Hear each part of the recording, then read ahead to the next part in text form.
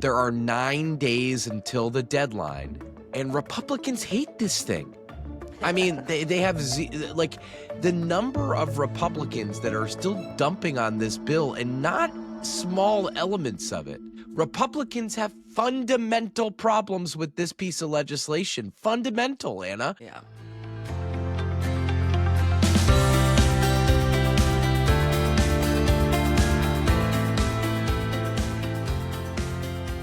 Good morning, I'm Anna Palmer. And I'm Jake Sherman.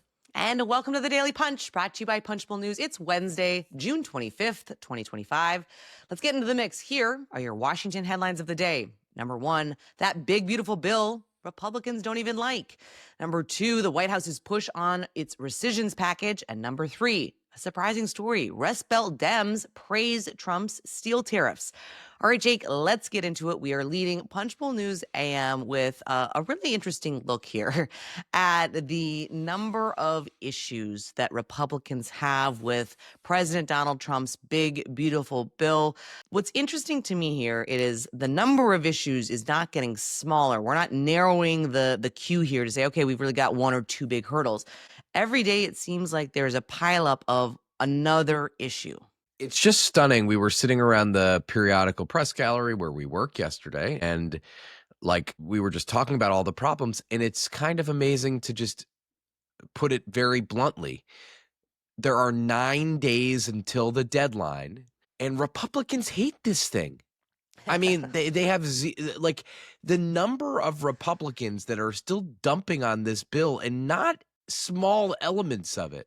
Not, I want this provision to be like this and not like that. Like, Republicans have fundamental problems with this piece of legislation. Fundamental, Anna. Yeah. On June 25th, ahead of a July 4th deadline. And I want to also mention that this was almost 24 hours ago at this point, but since we've been on this podcast, Donald Trump said that Republicans can't go on recess until they pass this bill. Trump kind of only somewhat controls the congressional schedule, but it looks like this weekend is shot. Next week is probably shot. I think Republicans go home and then are on short leave, maybe, let's call it, and have to come back at the drop of a hat. But let's just run down these things. Hold on, Anna. before we get into it, because I think it's important. What is important here, and as you lay them out, is this is not a bunch of bomb throwers, right? This isn't the part of the conference least, that right? is. Some of them are, but I'm just saying. I mean, if you look at it, there's a wide swath of members who have problems here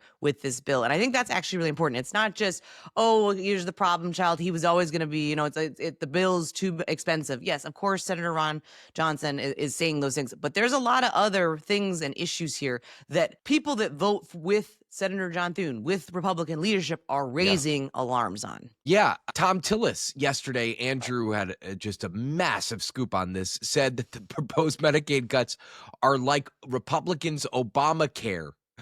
How's that for a statement? Tough stuff. And by the way, over 2 days, Tillis passed out different flyers saying how bad this bill is for North Carolina. He's like handing out paper being like, yo, this sucks.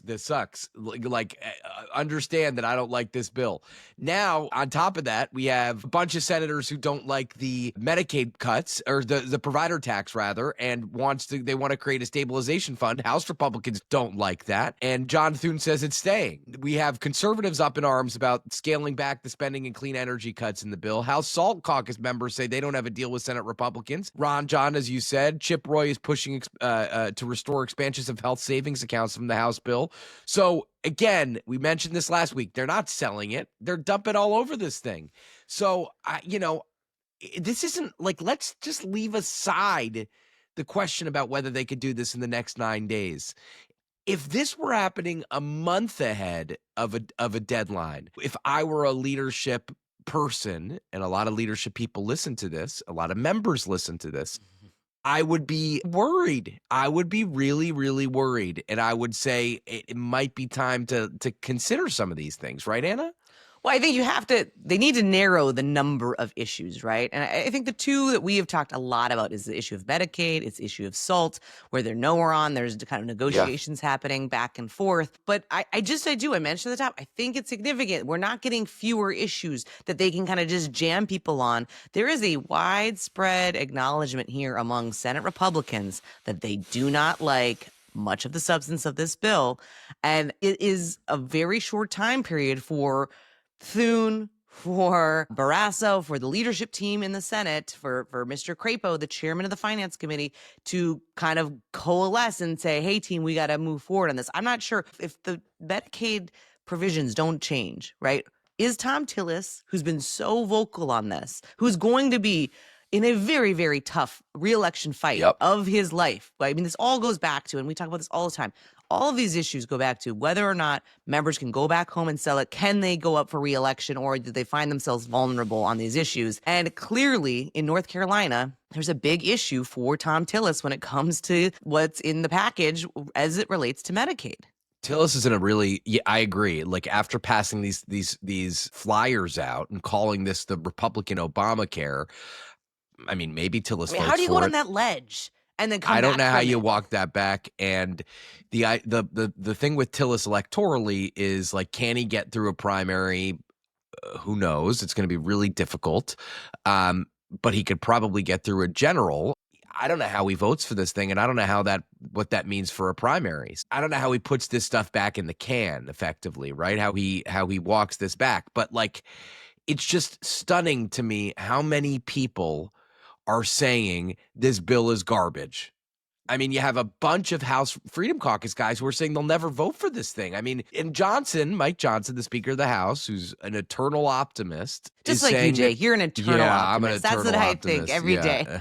Yeah. Yeah. God, I'm the last thing from an eternal optimist. The farthest thing, I guess is the saying.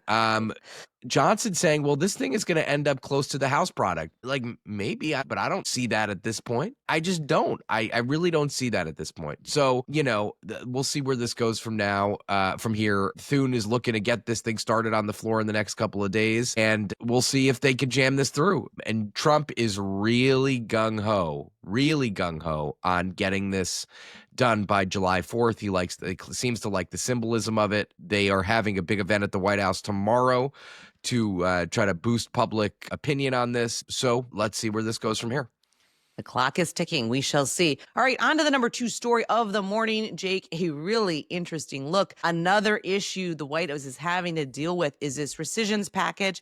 And in particular, Russ Vought, OMB Director, a figure that a lot of folks on Capitol Hill know well. He is coming to the Hill to try to sell skeptical Republicans on the idea that they need to push forward with this. This comes in contrast where there's a lot of appropriators that are frustrated, to say the least, by the White House's decisions to change spending, to make cuts, even though that money has been appropriated. What does Russ Vought have to do in order to get somebody like a Susan Collins on board here? Next time you hear a Republican saying, let's balance the budget, remember that they can't even cut $9.4 billion with a B dollars from in a rescissions package. I mean, and I'm not, again, when the administration does something like this without full consultation from Congress, it's going to be difficult. I mean, you have Susan Collins, Jerry Moran, Lisa Murkowski, Mike Rounds, even watching Mitch McConnell, who has supported some of the programs like PEPFAR, a big supporter of PEPFAR, the global AIDS program. They have big problems here. The House barely passed this bill. So Vought will need to convince 51 senators. And I'll be honest with you, like it doesn't appear, just from my vantage point, it doesn't really appear that this is like a humongous priority of Senate Republicans right now. Yeah, It just doesn't feel like they're like killing themselves to do this thing, Don't you? I mean, of all the things, right? And certainly in terms of where the president's energy and attention is, it's on the reconciliation package, right? That is where leadership is focused. I mean, Thune has deputized, this to the Appropriations Committee, to Susan Collins, who is a massive skeptic of this package. I think that says everything, don't you? I do. I think that's, I do. And they said, the White House and the Speaker and other folks have said that there's going to be they have said there's going to be several reconciliation packages, but they've Both also things. said there's going to be several rescissions packages. Now, they have to get this done within a 45-day timeline. So time is ticking to get this done, or else they have to, I guess, resubmit it and pass it through the House once again. But it doesn't look great for this rescissions package, and a lot of this is Doge related, and we've been very clear all along. I've been very bearish on Doge cuts getting through, and for these reasons. I mean, every program in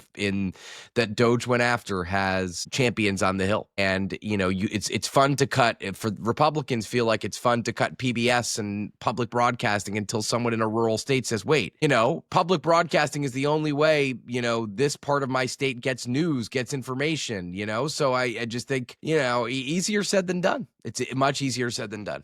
And big implications, as the item notes by Sammy and Andrew, that what happens here is really going to impact 2026 fiscal year funding. Yes. You've got Patty Murray, kind of the ranking member on approps, the Democrat from Washington State, saying if they pass us, it will be hard to come to any kind of agreement on top line spending. That is a huge problem for Republicans, right? Because they're going to need Democrats when it comes to passing the next funding bill.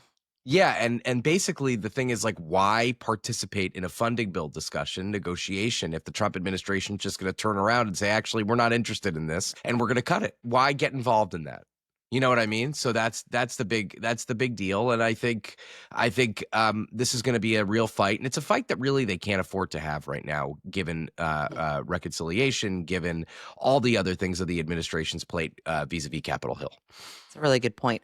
All right, let's move on to the number 3 story of the morning. The top reads, it's tough to find a Democrat in Washington with anything nice to say about President Donald Trump's policies, but Midwestern Democrats are finding a lot to like about his steel tariffs. This is a great item. I love when we write things that are just kind of contrary to what you might expect, right? I mean, Yes. Democrats have been in line opposed to Trump on so many different things, but here's one area where these steel tariffs and aluminum imports, Trump doubled them from 25 to 50% this month, and now you've got some Democrats saying, hey, thumbs up, job well done.